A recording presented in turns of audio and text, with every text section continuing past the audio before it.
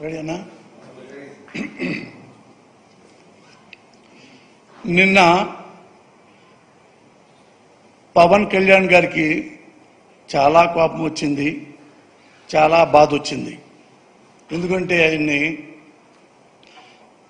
వాళ్ళ భార్యల్ని పెళ్ళాలు పెళ్ళాలు పెళ్ళాలు అని సీఎం గారు అంటున్నారంట. పెళ్ళాం అంటానికి, పెళ్ళాన్ని పెళ్ళాం అంటానికి వీల్లేదు. ఏం మాట్లాడాలి? రెస్పెక్ట్గా మాట్లాడాలి. ఇలాగే మరి పెళ్ళాం అంటే జగన్ గారి భార్య భారతి గారిని పెళ్ళాం అంటాం అనొచ్చా? పవన్ కళ్యాణ్ ఎందుకు అనకూడదు? అనొచ్చు. పోసాని పెళ్ళాం అనొచ్చు, చిరంజీవి పెళ్ళాం అనొచ్చు, చంద్రబాబు నాయుడు పెళ్ళాం అనొచ్చు, లోకేష్ బాబు పెళ్ళాం అనొచ్చు, చిరంజీవి పెళ్ళాం అనొచ్చు. ఎప్పుడు అనొచ్చు? మనకి ఒళ్ళు కొవ్వెక్కితే. అర్థమైందిగా? ఒళ్ళు కొవ్వెక్కితే ఇట్లా అంటాం. నువ్వు పెళ్ళాం అన్నందుకే ఇంత ఉక్రోష పడిపోయావు, ఇంత కోపడిపోయావు. మరి మీ అమ్మగారిని అమ్మనాబోతులు తిట్టాడే నీ పక్కనే ఉన్నాడు నారా లోకేష్. ఏమన్నావు? ఏం చేశావు? అట్లీస్ట్ చొక్కా పట్టుకున్నావా నారా లోకేష్ని? మా అమ్మని తిడతావురా?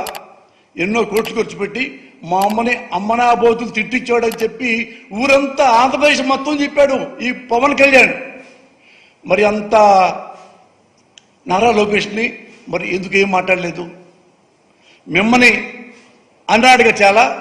మరి లోకేష్ అమ్మగారిని నువ్వేమనంటావా? దమ్ముందా నీకు? వాళ్ళ అమ్మగారి ముఖం చూసే దమ్ముందా నీకు? ఇది పోస్తావు ఆ పేరు ఎత్తాలన్నా? దీనికి అంత చీప్ అయిపోయాడా ముఖ్యమంత్రి గారు? పెళ్ళాం అనేది ఆంధ్రదేశంలో 75% పైగా భార్యాభర్తలు. మా ఇంట్లో అయినా మీ ఇంట్లో అయినా ఎవరింటి ఈ పలానా సుబ్బారావు గారి పెళ్ళాం, పలానా రంగారావు గారి పెళ్ళాం అని. అది నిన్న అవమానిస్తానికి సీఎం గారికి అంత నీలాగా దిగజారు లేడు. ఆయన పెళ్ళాం పెళ్ళాం పెళ్ళాం పెళ్ళాం అంటే నీకు చంద్రబాబు గారి ఏమన్నా జగన్మోహన్ రెడ్డి గారు ఆయనకి 4 పెళ్ళాలు. లేదు నాకు 3 పెళ్ళాలు ఉన్నాయి అన్నావు.